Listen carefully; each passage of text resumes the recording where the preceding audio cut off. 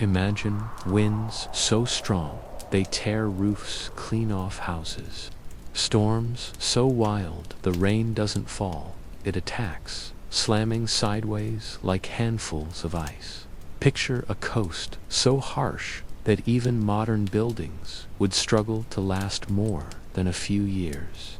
This wasn't a nightmare or a legend. This was daily life for Scottish Highland families in the 18th and 19th centuries. After the Highland clearances between about 1750 and 1860, tens of thousands were forced from their homes and pushed to the very edges of Scotland, bare coastlines with thin soil and cruel weather.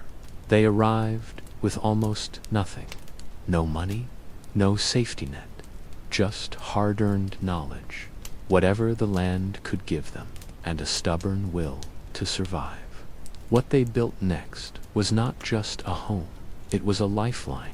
Tonight, we're stepping inside one of these black houses to see how people stayed alive in a place that seemed determined to break them. The secret wasn't fighting nature, but giving in to it, bending instead of snapping. So, for a moment, forget your warm blanket and soft bed. Let your quiet room fade away. Because where we're going, comfort is rare, and warmth is never taken for granted. Your eyes open in the dark, but darkness is nothing new. What hits first is the sound. The wind screams. It forces its way through a new gap in the thatched roof, creating a sharp, high whistle that cuts through the deep roar outside. Heavy stones tied to roof ropes slam against the walls over and over, reminding you that your shelter could be torn away at any moment. Beneath you, the bed is little more than a wooden frame stuffed with straw. A rough wool blanket lies on top, made by your mother and sisters. It scratches your skin as you move, the straw crackling beneath you. You shift again, trying to escape, a hard knot pressing into your back. It's not comfortable, but it's warm, and warmth is everything. Up, your father's voice growls from the darkness. The fire. No need to explain. You know what it means. In this house, on this coast, the fire is life. If the fire dies, the cold creeps in fast, deadly fast. You smell the peat smoke now, thick, earthy, and heavy in the air. It hangs near the ceiling, stinging your eyes, but no one complains. The smoke keeps the house dry. It keeps bugs away. It keeps you alive. This is the breath of the black house. You might be wondering what a black house really is. Not just a hut, but a carefully shaped shelter, refined over generations through failure, loss, and hard lessons.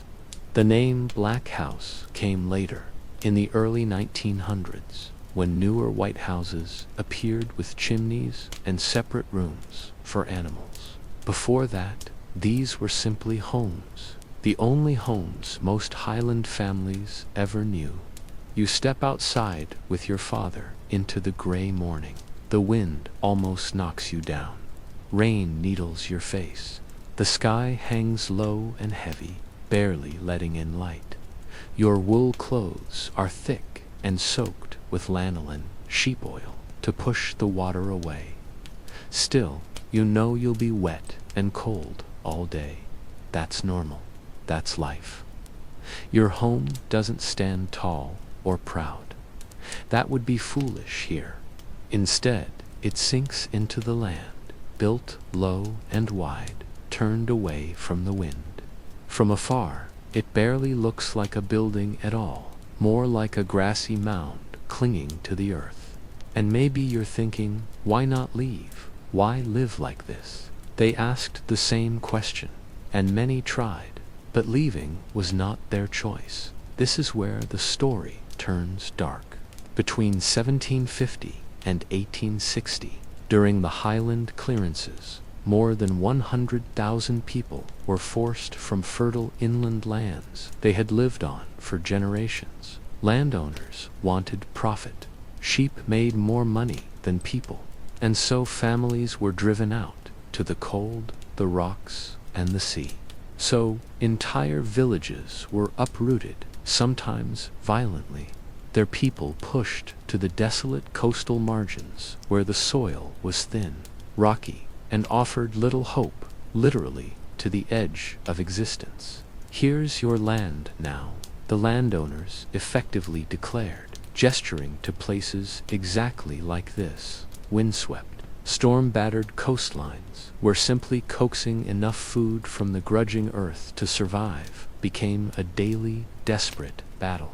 Many Scots, faced with such a bleak future, chose the agonizing path of emigration, setting sail for distant shores in America, Canada, and countless other places, seeking a new life. Yet, a remarkable number chose to stay, digging in their heels, determined to make it work against all odds. And the truly astounding thing, they did make it work, through an incredible fusion of raw engineering genius and sheer, unyielding stubbornness. The Black House, then, wasn't just a building. It was their ultimate solution, a design meticulously refined over centuries to contend with the unique and brutal challenges of surviving in a place where the weather truly seemed to have a personal vendetta against you. Your father points to a spot further along the rugged coastal ridge where a neighbor has begun considering a new build. "Wrong place," he mutters, his voice low and firm, a lifetime of observation in his tone. "He'll lose his roof in the first proper winter storm. Mark my words." Site selection was paramount, an almost sacred art. A seasoned Black House builder might spend weeks, even months, methodically studying the land, observing precisely how the wind currents flowed and swirled across the terrain, noting where puddles gathered after a deluge, mapping where snow drifted deepest in the biting winter months. They scoured the landscape for natural windbreaks, robust rocky outcrops, subtle folds in the hillside, anything that could possibly deflect the most savage blows of the Atlantic's unceasing fury. "The best spot isn't always the most obvious, son," your father explains, his voice a low rumble as you both kneel, your fingers tracing the rough texture of the soil and examining the stubborn rocks at this potential building site. "You want to be nestled in a slight hollow, yes, but crucially, not so low that you'll flood with the first heavy rain. You need to feel sheltered, protected, yet never so completely hidden that you can't see danger approaching from the sea." These homes were often built directly into slopes whenever feasible, their stout backs squarely facing the prevailing, relentless winds, their profiles kept so incredibly low to the ground that, from a distance, they truly appeared to be nothing more than natural, unassuming, grassy mounds. This wasn't merely about aesthetics. It was a profound act of survival. A house that dared to stand tall against this untamed landscape would inevitably be ripped to shreds by the very first major storm. And in your mind, a chilling whisper echoes the brutal truth. This is how I could die, by the wind itself. And you learn, not just by watching, but by doing, because the day will surely come when you must build your own Black House. Each new dawn here brings with it a relentless procession of tasks. First light finds you out of your sleeping alcove, the air still holding a sharp, icy bite. The animals in the byre, that section of your home where precious livestock reside, demand your attention. You slip past the simple wooden partition, a mere screen separating your family's living space from the animals, and the smell envelops you instantly. It's a deep, earthy perfume, the warm, musky scent of animal bodies, the pungent temps of manure, and the sweet dryness of hay. While a visitor from another time might recoil, to you it's the very aroma of survival. the comforting essence of wealth, the soft, resonant lowing of your family's single cow, your most valuable possession. A veritable engine of life echoes in the semi-darkness. Beside her, the gentle bleating of the sheep adds to the symphony. They are more than just creatures, they are kin. These animals, you see, contribute their living warmth, a constant, gentle heat that battles the winter chill within the house. Without them, the cold would surely claim you. Your cow, a truly magnificent beast, isn't simply a source of milk. She's a living, breathing heater, churning out a remarkable 1,500 BTUs of heat every hour. That's roughly the output of a small modern electric heater, just quietly running all day long. With hands that know the ritual, you milk her, movements precise and economical, ensuring not a single precious drop is lost. This milk, a liquid gold, will soon be transformed into butter, rich cheese, and wholesome whey, vital sustenance for the lean months ahead. Nothing here, absolutely nothing, goes to waste. Even the cow's manure holds immense value. It's deftly channeled through a clever stone drain, flowing outside to the midden, a communal waste pile where it will decompose and enrich the soil. Later, it will be lovingly spread as fertilizer, nourishing the crops that feed your family. As you finish, returning to the main living quarters, your mother and sisters are already afoot. The central hearth, a humble fire blazing directly on a flat stone in the middle of the room, casts a warm, welcoming glow. There's no chimney, you might notice. Instead, the smoke rises lazily, gathering in the rafters, before slowly, deliberately, filtering through the thick thatch roof. This isn't a flaw in design, it's a stroke of genius.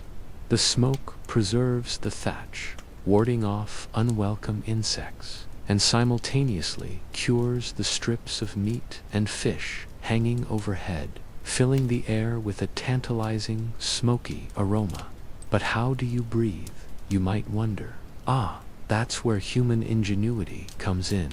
People here learned to live below the smoke layer, which typically hovers around 4 to 5 feet above the floor.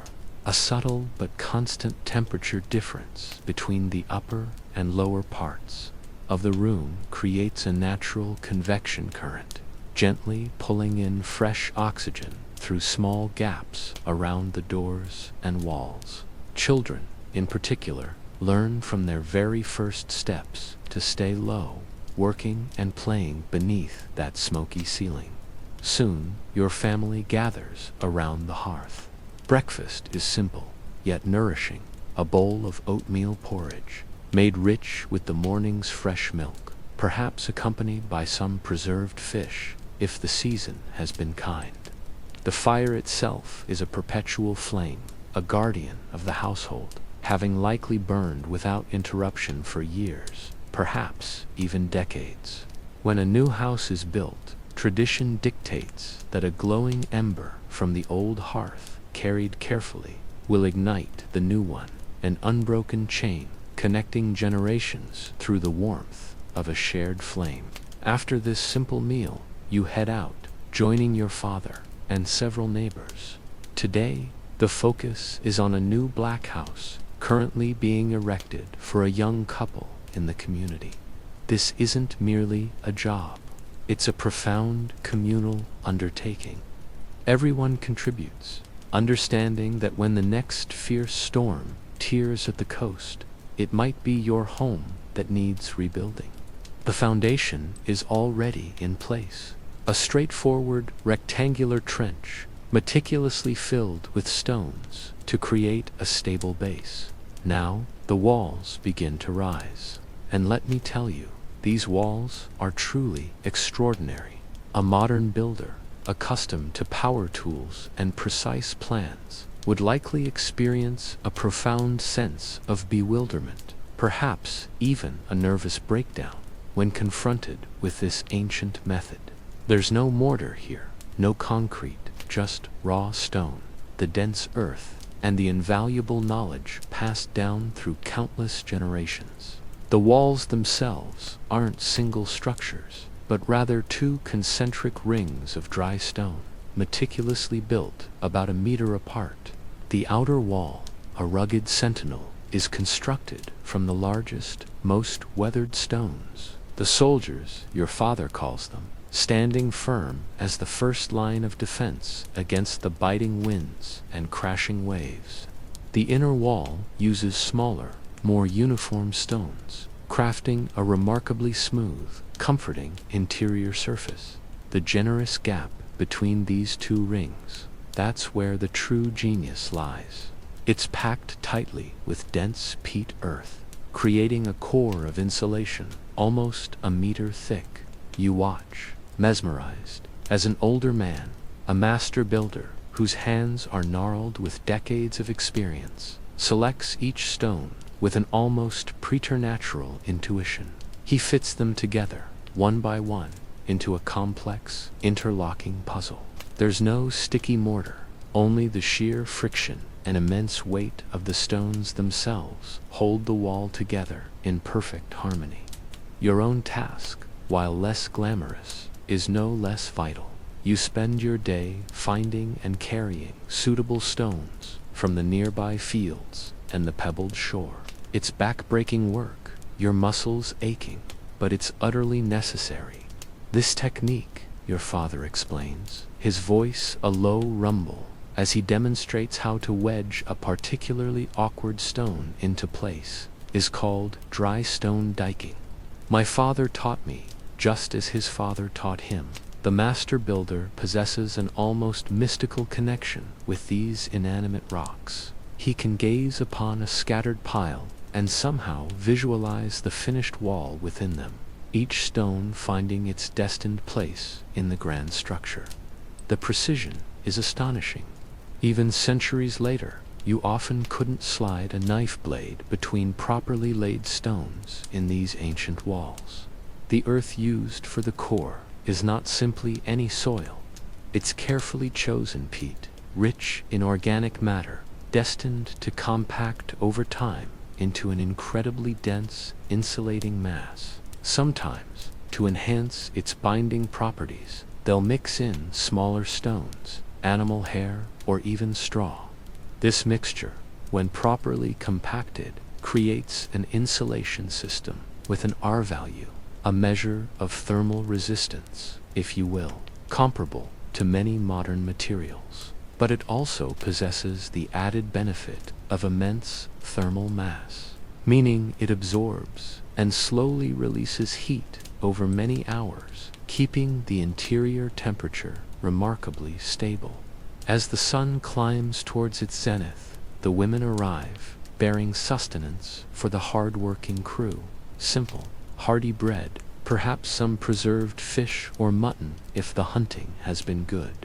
They build a temporary fire within the partially completed structure, its smoke mingling with the damp, salty mist that occasionally rolls in from the sea, carrying the scent of salt and distant horizons. Even the children dart about, contributing where they can, learning by keen observation and occasional, gentle instruction. The youngest ones gather smaller stones, their little hands reddened by the cold and the rough nature of the task. This, I tell you, wasn't just construction. It was a ritual, a profound communal act of will against the vast, encroaching wilderness. It was how entire communities survived, by building together against all odds. By mid-afternoon, the walls have noticeably grown higher. They typically measure an impressive 3 to 4 feet thick at the base, gradually tapering slightly as they ascend towards the sky. This massive construction, a testament to human resilience and ingenuity, could easily withstand wind loads that would utterly demolish many modern frame houses, and every rough-hewn stone you carefully heft and set into place, one upon another, tells a story of sheer grit and human will. It's all by hand.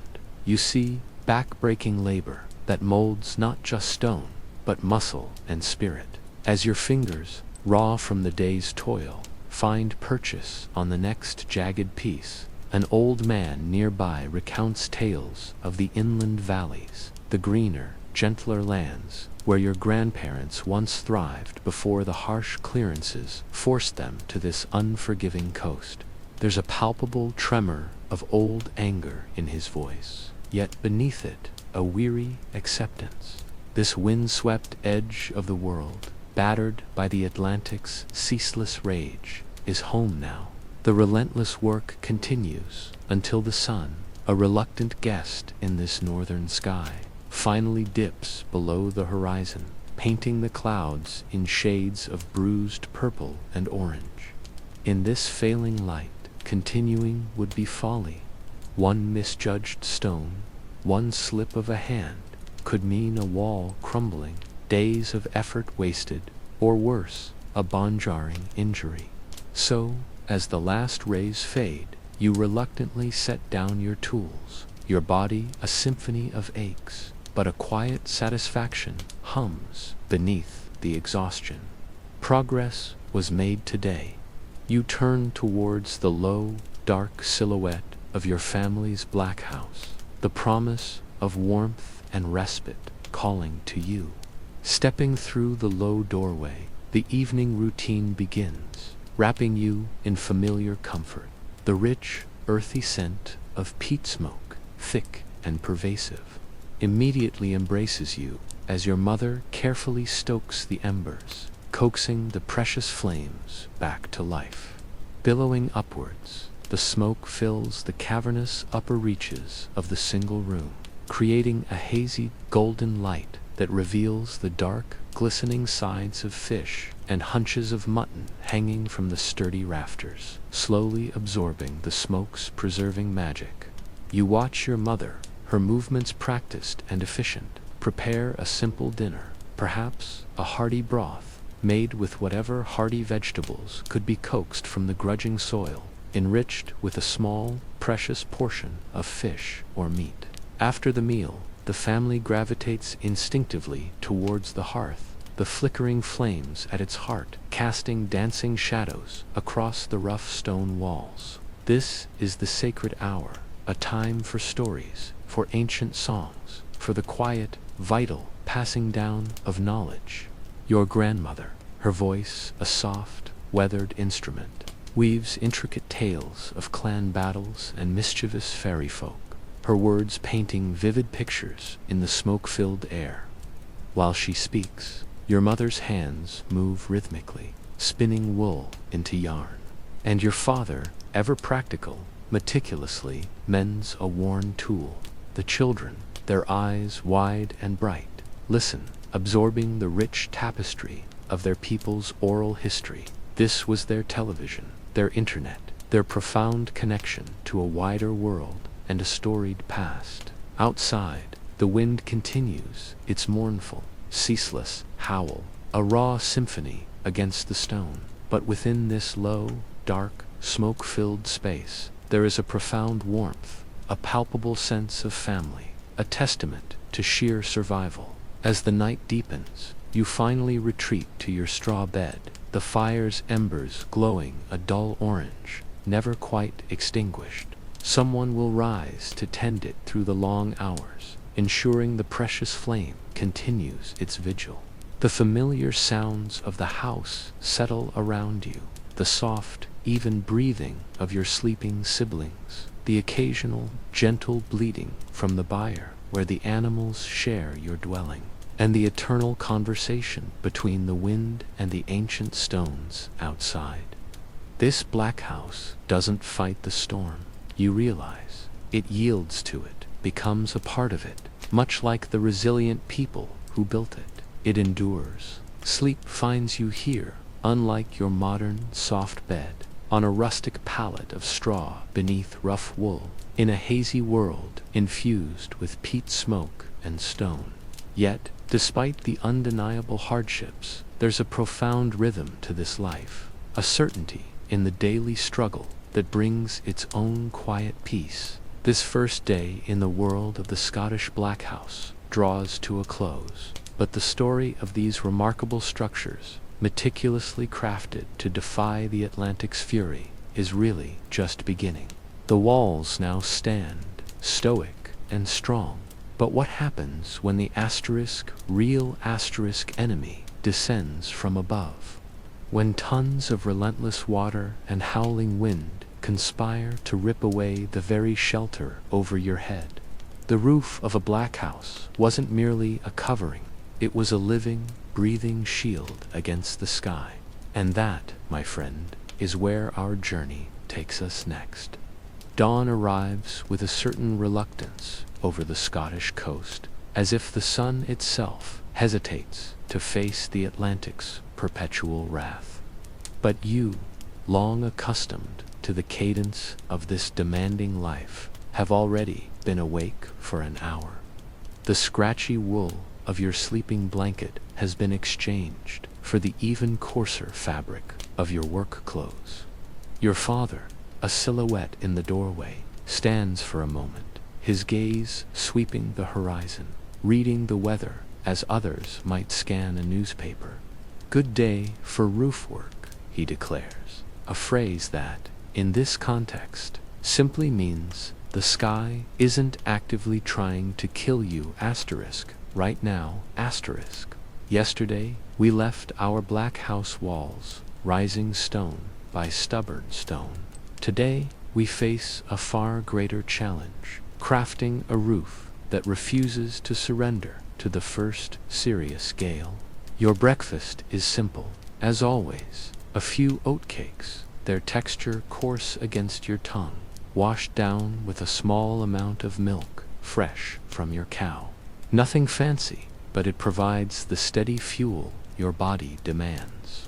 The peat fire, nestled in the center of the room, still smolders, its smoke curling upwards in lazy spirals, eventually finding its escape through the porous thatch above. Your grandfather sits nearby, his gnarled hands etched with a lifetime of labor, patiently working a piece of smooth, wave-worn driftwood, shaping it into a new tool handle. "Ever wonder why our houses don't have chimneys?" he asks, catching your gaze as it follows the smoke's ascent. "Tried that once. Wind tore it clean off. Nearly took the whole roof with it." He pauses, his eyes holding the wisdom of generations who faced the elements head-on. "Here's the thing about living on the edge of Scotland, lad. You don't fight nature. You adapt to it, or you die. Simple as that." Today, it seems, the whole community has gathered at the half-built black house. It's roof day, an undertaking so massive it demands many hands, men, women, even children, each with a crucial role to play. Your job, among the youngest, will be to help gather the prickly heather and long, sturdy straw needed for the thatch. So, picture this. You're not just constructing a roof. You're creating what is essentially a heavy, flexible blanket, meticulously designed to hug the building tightly, deflecting the wind's brutal force rather than resisting it head-on. But before any of that, you need timber for the frame. And that, in this windswept land, is a significant problem. The Highlands and Islands of Scotland, you see, aren't exactly known for their abundant forests. Centuries of relentless deforestation for agriculture, for shipbuilding, for the hungry fires of iron smelting have left these landscapes largely treeless, barren of anything substantial enough for construction. So, where on earth do you find wood? Watch for it, an older boy tells you, pointing a calloused finger towards the distant, frothing shoreline. After the storms, the sea gives gifts. Driftwood. In this treeless world, wood, washed ashore after a violent gale, was more precious than gold. Families would trek for miles along the rugged coast, their eyes sharp, searching for these weather-beaten treasures. Every piece, no matter how small, was gathered, carefully evaluated for its potential, and stored with an almost religious reverence. "That piece there," your father says, his voice thick with admiration, pointing to a massive timber half buried in the shifting sand. "That's a roof beam if I ever saw one. It takes 4 men, straining and grunting, to drag the behemoth from the grasp of the beach. It might have once been part of a mighty ship, or perhaps a tree uprooted in some distant, forgotten land. Now it will become the central ridge beam, the very spine of your black house. The larger pieces of driftwood, salvaged with such effort, would be fashioned into main rafters, while smaller branches and twigs, meticulously collected, would be expertly woven together to create a sturdy lattice, the intricate framework upon which the thick thatch would rest. These timbers, already seasoned by the relentless salt and sun, possessed a natural resistance to rot, making them perfectly suited for the damp, unforgiving climate. The very conditions shaping a black house roof demand ingenuity. All right, your father's voice cuts through the crisp island air, a directive clear and calm. Get that heather up to the house site. Mind you, pick the longest stems. With a surge of energy, you and the other children fan out across the rugged hillsides. Your eager fingers pluck and pull, harvesting armfuls of sturdy heather, supple rushes, and golden straw. By midday, a dull ache throbs in your hands, scratched raw by the rough stalks. Yet the growing pile beside you is a testament to your steady work. The women, with their practiced eyes and deft hands, meticulously sort through your bounty, selecting only the finest pieces, each destined for a specific layer of the roof. Back at the buzzing building site, you watch, utterly captivated, as the first sturdy timbers begin to rise, forming the skeletal frame. But wait, something seems off. You notice the rafters, those crucial support beams, don't rest on the outer edge of the thick stone wall, as you'd intuitively expect. Instead, they settle onto the inner wall, a full foot or two inward. Why not use both walls? You ask your father, a puzzled frown creasing your brow. He grins, a spark of pride in his eyes. "Sharp eye, lad," he chuckles, a low rumble. "Watch and learn." This unique design, he explains, creates a distinct shelf, or scarcement, around the entire exterior of the house, usually a generous 18 to 24 inches wide. At first glance, it might strike you as an oversight, a wasted space. Yet, like every ingenious detail of the black house, this shelf serves multiple critical purposes. An elder, his face weathered by countless island winds, steps closer, his voice soft but resonant. 3 things this shelf does, he begins, counting them off on his gnarled fingers. First, it lets the relentless rain cascade down the thick thatch, soaking the top of the earthen wall below, keeping it constantly damp and adding crucial weight. Second, it provides us a sturdy path to walk around the house for any needed repairs, a veritable walkway in the sky. And third, it heroically shields the lower walls from the brutal assault of the driving, horizontal rain. You're truly baffled now, a question bubbling to your lips. You want the walls to stay wet. The men around you burst into a hearty laugh, the sound warm against the cool breeze. "I," your father affirms, a twinkle in his eye. "Dry walls crack and shift, you see. Wet walls stay put. It's a house designed to embrace moisture, a feature that would send shivers down a modern builder's spine.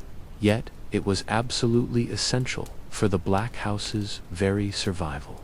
That constant, gentle dampness kept the earthen core from ever drying out and fracturing, adding an incredible, self-healing stability to the entire structure. Just stop for a moment and consider this. It's pure genius, isn't it? They crafted a self-stabilizing system, where the heavier the rain, the more weight was added to the walls. The worse the weather, the stronger the house became. With the sturdy timber frame now securely in place, the true artistry of the roof building begins. This isn't just a casual piling of materials. It's the meticulous creation of a dense, insulating mattress woven from the very land around you. Imagine armfuls of fragrant heather, supple rushes, and golden cereal straw laid down in thick, carefully layered patterns. The women work seamlessly alongside the men, their fingers a blur as they expertly bundle and bind the chosen materials. Children like yourself dart back and forth, shuttling fresh supplies, cool water for parched throats, and occasionally welcome bites of food. This is no solitary endeavor. It's the vibrant pulse of a community uniting, ensuring their collective survival against the elements. The thatching itself is a true art form, demanding immense skill and generations of experience to craft a waterproof covering that will brave the decades. Each layer overlaps like the sleek scales on a fish, meticulously shedding water to the one below, forming a natural, efficient drainage system.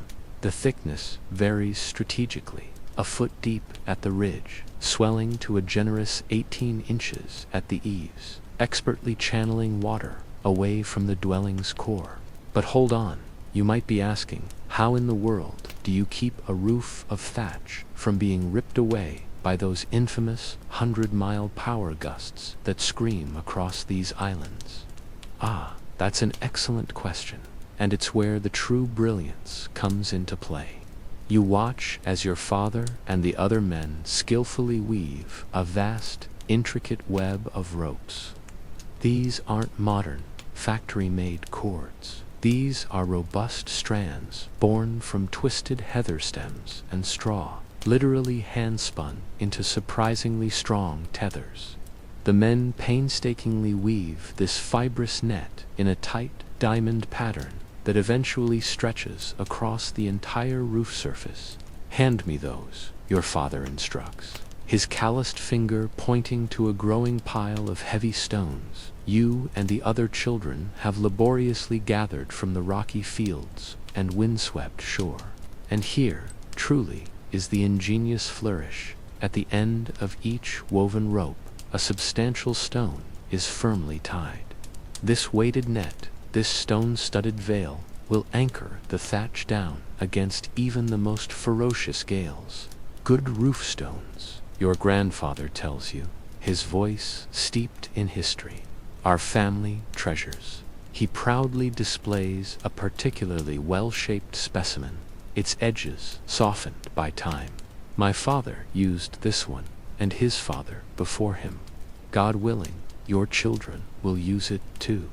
These aren't just random rocks. They are carefully selected weights, often subtly shaped and smoothed by generations of use. Some families possess stones that have been faithful guardians for decades, passed down from parent to child like precious, essential heirlooms. So, the stones swing in the wind, you ask, trying to visualize the unique mechanism. Exactly. Your grandfather nods, a knowing glint in his eye. Their rhythmic movement absorbs the immense energy of the gusts, preventing the entire roof from ever lifting. When a storm truly rages, he explains, you'll hear them thudding against the wall. That's how you know your roof's still there. The fundamental thatch is securely in place, but the work is far from finished. Now comes the rich, earthy layer of turf. Thick sections of sod, carefully cut from the surrounding land, are laid meticulously on top of the thatch, adding yet another layer of insulation and, crucially, immense weight. In summer, your mother tells you, pointing to the newly laid turf, still smelling of fresh earth, that'll sprout a vibrant carpet of wildflowers. By next year, you'll hardly be able to tell there's a house here from a distance. The roof, you realize, isn't merely a covering. It's a living, breathing entity that transforms and adapts with the seasons. In summer, it truly becomes a fragrant meadow. In winter, it's blanketed with deep snow, adding even more insulation and weight. A burden the Black House is specifically designed to carry. Its immensely thick walls effortlessly support the additional tons of snow and ice, a testament to its sturdy construction. Folk who travel here from the south, your father remarks, his tone tinged with a blend of amusement and pride. They laugh at our houses, call them primitive, but their fancy homes would be kindling in the first winter storm as the day begins to wind down. Painting the sky in hues of orange and purple, you help secure the very last of the roof stones.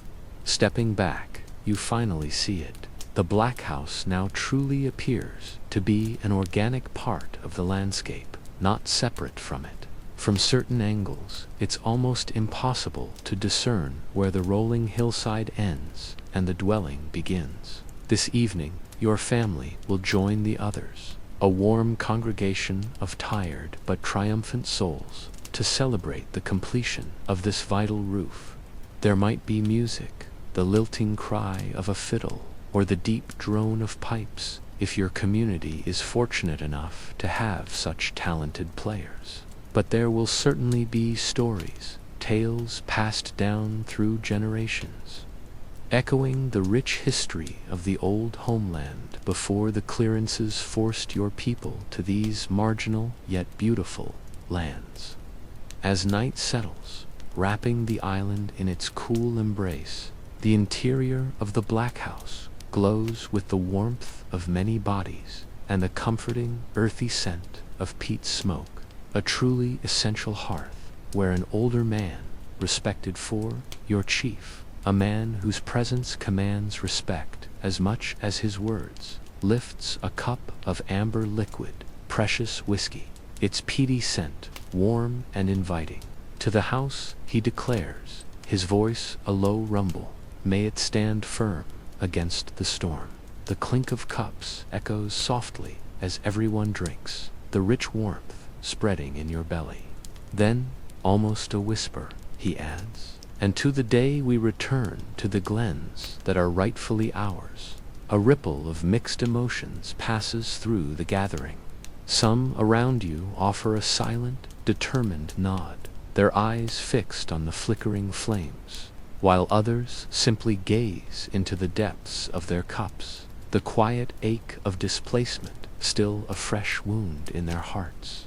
As the evening wears on, filled with shared stories and the warmth of community, you find yourself settled beside the master builder, a man whose hands seem to possess an ancient wisdom, coaxing the very stones into place. How did you learn to build like that? You whisper, mesmerized by the intricate patterns of the walls. He pauses, his gaze lost in the hypnotic dance of the fire in the central hearth, the smoke curling lazily towards the thatch. A long moment passes before he finally speaks, a rough honesty in his tone. It wasn't something you'd find in a book, I tell you. My father, he would stand behind me, his strong hands guiding mine, teaching me to feel the stone, not just to look at it, to find its hidden balance, its perfect, natural place within the wall. Could anyone learn, you ask? A spark of curiosity ignited within you. He turns his head slowly, his craftsman's eye sharp and discerning as he studies your face. Some take to it, some don't, he states simply, a slight shrug to his shoulders. The stones, you see, they speak, but not everyone listens. You're still pondering this profound thought when your father's voice cuts through the gentle hum of conversation, calling that it's time to make your way home. The adults will continue their celebration well into the night, but children, he reminds you, need their sleep. Tomorrow, after all, brings more work. It always does. Walking home through the encroaching darkness, the chill wind tugs at your clothes, a playful yet insistent hand against your skin. You glance up, catching a momentary break in the thick cloud cover. Suddenly, the stars burst forth with a fierce, almost blinding brightness, casting a stark silver glow across the familiar landscape. The half-built black house, our new home, looms ahead, a darker shadow against the distant hillside, already settling into the contours of the land. Why do they call them black houses? You ask your father, the question surprising even yourself, as you'd never questioned the name before. He chuckles softly, the sound warm against the night air. They didn't always, son. They were just houses. Then some fancy folk from the south, with their fine lime mortar and tall chimneys, built their white houses. Ours became black by comparison. Dark stone, dark smoke, you see. Stepping inside your own black house, the familiar scents immediately envelop you, a comforting blend of peaty smoke, damp wool, and the earthy presence of the animals in the *byre* below. Your mother, as always, has kept the fire meticulously tended, and the interior is a haven of warmth against the chill of the night outside. As you settle onto your straw bed, the soft rustle beneath you, you find yourself instinctively listening for the subtle sounds of stones thumping against the walls. Your grandfather once told you that you could judge the strength of any storm by the rhythm of the roof. A gentle, sporadic tattoo meant nothing to worry about. A frantic, relentless drumming, however, meant prayers were in order. Tonight is peaceful, just the occasional soft thud as a sudden gust catches one of the hanging roof weights. But you know this quiet won't always last. Winter's coming. Your grandfather had observed earlier, his gaze sweeping the darkening sky, and this one feels like it'll have teeth. Now, you might be thinking this was simply a tale of survival, of a people eking out an existence. But hold on, there's more to it. These weren't just survivors. They lived with an elegant efficiency that we, in our modern world, have largely forgotten. Think about it. Their black house maintained stable temperatures within a mere 5 to 10 degrees throughout the day, while our sophisticated modern homes can fluctuate 15 or even 20 degrees without constant energy-guzzling input. Your last thought before sleep finally takes you is of those roof stones. Your grandfather had shown you one, smooth and ancient, that had been in the family for 3 generations. That simple rock had somehow outlasted the very people who first used it, weathering countless storms and remaining steadfast. There's a profound comfort, isn't there, in such permanence, such continuity. As you drift into a deep sleep in your black house, the wind outside begins to pick up a low moan at first, then a rising sigh. The stones, true to their purpose, commence their gentle, rhythmic drumming against the walls. Yet you're not afraid. This house, you understand, was built to work with the storm, not against its immense power. The harder the wind howls, the more firmly those stones hold down the precious thatch. Imagine, if you will, as you lie in your comfortable modern bed, cushioned by technology and thoroughly insulated from the elements, falling asleep to that ancient rhythm, a living conversation between wind and stone that has continued for centuries on the wild Scottish coast, a profound elemental lullaby of survival. But what about inside the black house? You might be asking, with no chimney. How did families truly survive the smoke? And what of the livestock? How did humans and animals coexist, breathing the same air under one roof? That, my friend, is where our story truly continues, with the hearth itself. the pulsating, living heart of the Black House. The morning arrives with an unsettling quiet. The incessant wind, which has howled for days like a hungry beast, has finally paused to catch its breath. In this eerie, unaccustomed silence, you can hear something you rarely notice: the soft, steady patter of rain on the thatch. For once, it's not being driven sideways. It's just falling straight down, a rare luxury. But the true alarm clock isn't the gentle rain. It's your lungs. Something about the air feels different, thicker, more acrid. Fire needs tending.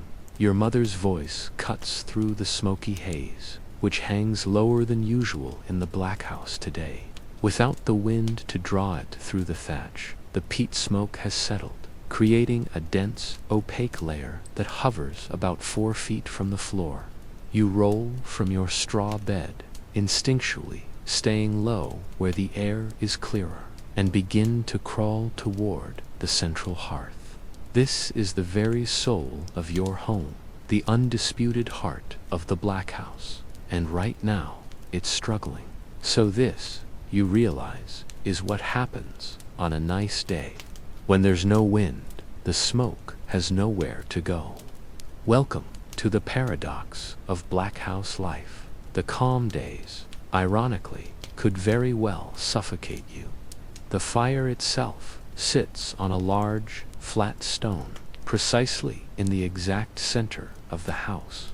There's no chimney, no cozy fireplace as you might recognize it, just flames dancing directly on the stone, contained within a simple ring of smaller rocks. This hearth is positioned precisely equidistant from all the walls, ensuring the precious heat spreads evenly throughout the entire dwelling.